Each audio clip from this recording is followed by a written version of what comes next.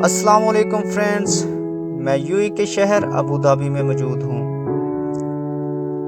यहाँ पे अल्हम्दुलिल्लाह बहुत ही प्यारा मौसम है।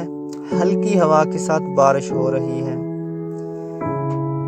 दोस्तों, बारिश में ड्राइविंग करते वक्त हमें चंद अहम तदाबीर अपनानी चाहिए जो हमें किसी भी बड़े हादसे से बचा सकती हैं। दोस्तों, इनमें से 3 अहम तदाबीर मैं आपको बताने जा रहा हूँ।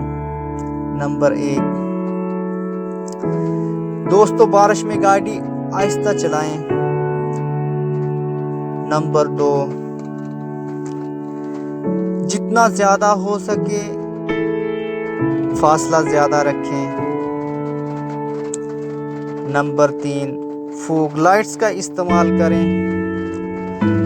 दोस्तों, बारिश में फासला ज्यादा रखें क्योंकि बारिश के दौरान रोड स्लिपरी हो जाते हैं और ब्रेक लगाते वक्त टायर्स की पकड़ कम हो जाती है। इसीलिए गाड़ी आहिस्ता चलाएं और फासला ज़्यादा रखें। दोस्तों, अगर आपको मेरी ये वीडियो पसंद आई तो प्लीज़ लाइक करें और शेयर करें और बेल आइकन के बटन को दबाना मत भूलिएगा। वस्सलाम।